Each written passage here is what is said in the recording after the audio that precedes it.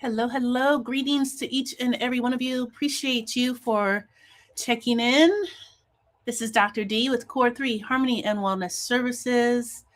I'm so glad to see each and every one of you here today.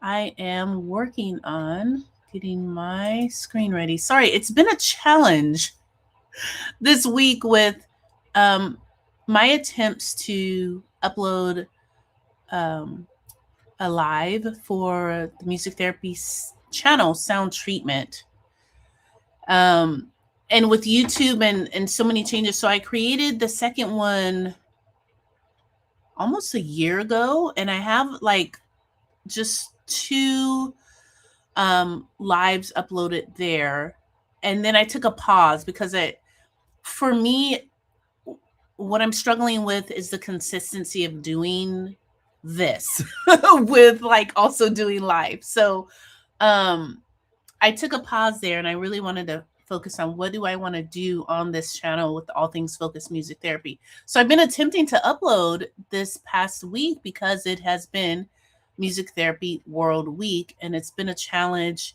Channel needing to be verified. I go back, it's not verified yet.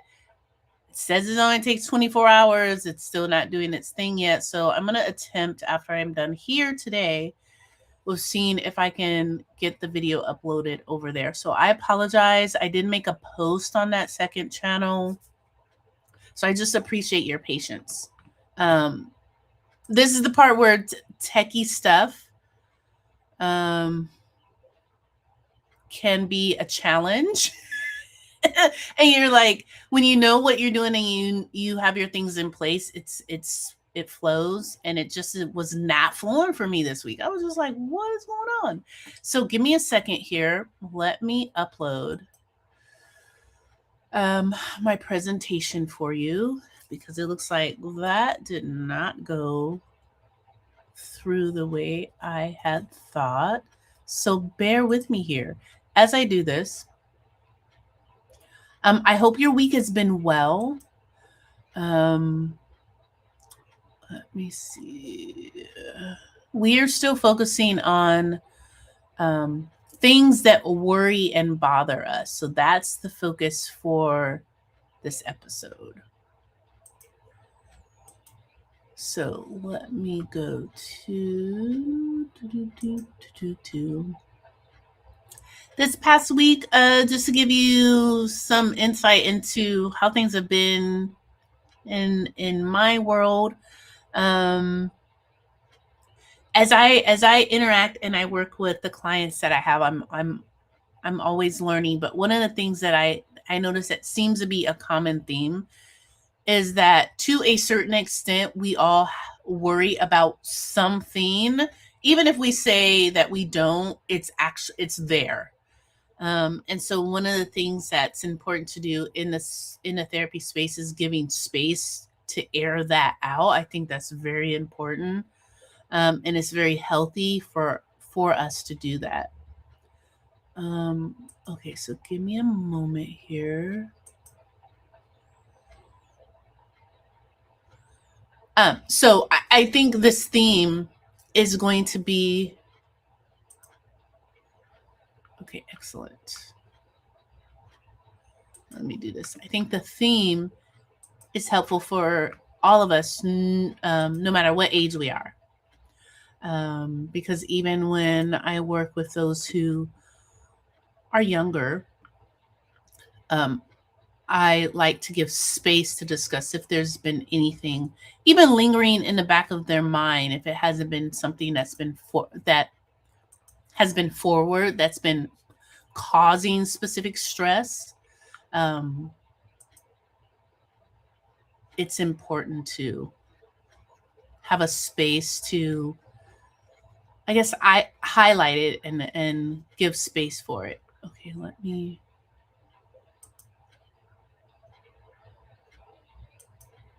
make sure this is episode 5. Okay, here it is. Sorry, it takes a minute. I just have to be patient. So this is I want to say the next stretch. This is episode 5, by the way, that I'll be presenting, and then episode 6. We're continuing our mindset series because I think it's very important. Our mindset really can make or break and change our trajectory of how we're able to respond to things that we experience. Okay, so here we are. Gotta give it a chance to upload. There we go. All right. Okay, hopefully you're able to see this. Okay. Oh, that's really bizarre with the logo there, like how it does that. Okay, so without further ado, let me dive into this. So for this episode, we're talking about letting go of worries, okay? And one of the things I wanted to highlight and surface was the fact that our brain is constantly scanning for problems. And I don't even know if problems is the right word. It's constantly scanning our environment for potential alarming things that could occur, right? They don't necessarily have to occur, to help to prepare us. It's working towards our good to help prepare us. Our brains are wired this way, and that is to protect us. But one of the things I want to bring forward is that not every thought that surfaces deserves our time, our energy, or attention. So learning to recognize which worries are worth keeping is one of the most freeing skills that you can develop. Okay, so that's what we're going to talk about today. Okay, so let's look at things to stop worrying about. Mindfulness strengthens our cognitive flexibility. And this is our brain's ability to shift perspective. This allows us to pause, observe our thoughts, and to respond with intention rather than react out of habit or fear. And this is really important. You know, there are a lot of therapeutic approaches that dives into this. Sometimes when I'm working with folks, I will use DBT, dialectical behavioral therapy, and or ACT, which is acceptance and commitment therapy. And both of those helps one to develop cognitive flexibility. And by cognitive flexibility, it's allowing yourself to not get stuck in one way of thinking. It's to broaden and expand it in a way that allows for balance. Okay, that allows for, in the DBT world, we talk about 3 ways of thinking or being, or 3 mindsets. That's the rational mind, emotional mind, and the wise mind. The flexibility there allows you to broaden the scope and look at all 3 areas and tie them into one, which in DBT, which would be the wise mind. In DBT, there's also the skill set of mindfulness itself that discusses, you know what, let's pause, let's take a step back, let's think through this before we take an action. Okay, so these are 4 areas that I notice it comes up a lot for many of us that I want you to work towards lessening worrying about. And number 1 is being liked by everyone, the pace of our success, how successful we are, whether we are in a comparison trap and comparing ourselves to others, or we are trying to live up to our expectations. And the third one is, you know, those minor daily inconveniences. And the fourth is whether we are good enough. Okay, so let's look at the first one, being liked by everyone. We cannot control how others perceive us. So knowing that, it's helpful to release the need for universal approval. This will help free us to be more authentically ourselves. Okay, and that's the goal, is pulling towards more of your authentic self. Sometimes in a therapy space, people have no idea what that is and what that looks like, because they've been acting or portraying a certain way based off of like behaviors or how they were approved in the past. But then sometimes that's the focus of the therapeutic space, or that growth for that person is learning how to become more their authentic self. The second one is the pace of our success. Progress looks different for each and every one of us. And so when we're comparing our timeline to others, this only creates unnecessary pressure and anxiety. Timelines, yes, they are good, but they can also exacerbate and cause further challenges than necessary. And so when that happens, it's good to pull back and assess where you are with what you can do with what you have in the moment. Okay, let's look at the third one. These are things to stop worrying about. Minor daily inconveniences. Okay.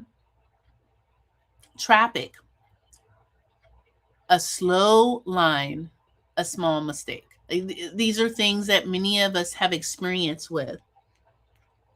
These moments do pass. Of course, it may not feel like it in a moment, but they do pass. They rarely matter as much in the long run as they feel in the moment. And I think it's helpful to actually realize that when you look back at the situation. When you look back at the situation, you realize how minute it was. For some things, I'm not saying that for every situation or scenario, but for some things you can see that how minute and how actually minor it was, even though maybe it felt huge and big in the moment. And the fourth one is whether you're good enough.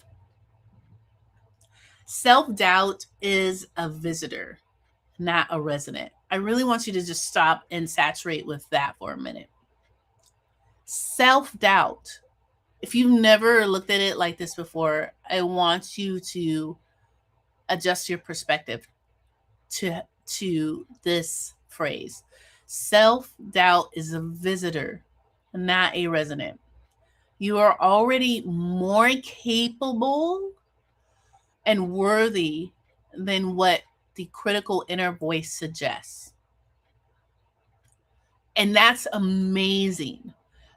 So here's an area where I will share with a lot of people, it needs practice. When our own inner critical voice is the loudest thing, it feels like, in the room, you need to implement practice with decreasing, turning the dial of that voice down. It's doable and it can happen. It may not happen like right away for a lot of people, but it is doable. So over time, this is where I like the phrase of saying practice makes progress, and it really does. So you have to practice, actively practice, and understand that critical voice, and shrink it, make it smaller, decrease it. And I think it's helpful when you look at it like this, that critic is a visitor, it's not a resident. Now, it may have taken up residency in your head because you've been doing things the same way, or that critical voice has been so loud for so long, it may feel like it is taking up residence. But ultimately, it doesn't have to anymore. And that's an amazing, freeing space to be in, is the realization that it does not have to take up space anymore. So then when people come into the therapy space, with the therapist and the collaboration, we're helping you learn how to decrease, minimize that self-critical voice. So I want to provide you a moment of reflection here. Before you move on, take a breath and sit with this question. There's no right or wrong answer. I just want you to participate in an honest, quiet observation. What thought keeps replaying in your mind? Okay.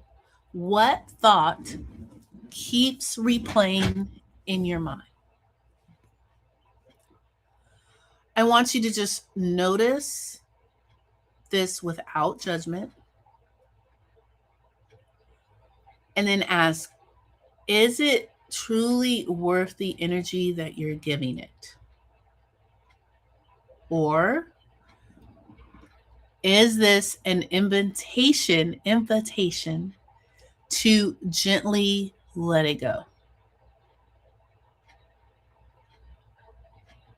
So when I say notice, I want you to simply observe the thought as it arises. Give it a label. You can call it worry. You can call it doubt. You can call it fear. Do the best you can to not get pulled in to its story. Okay. And then I want you to ask yourself, is this thought helpful right now?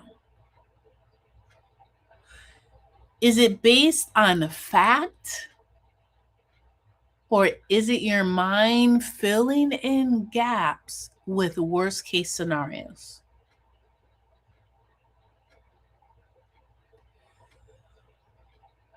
And then we look at how can we release this? So we don't have to force the thought away. Okay. We can simply choose not to follow it.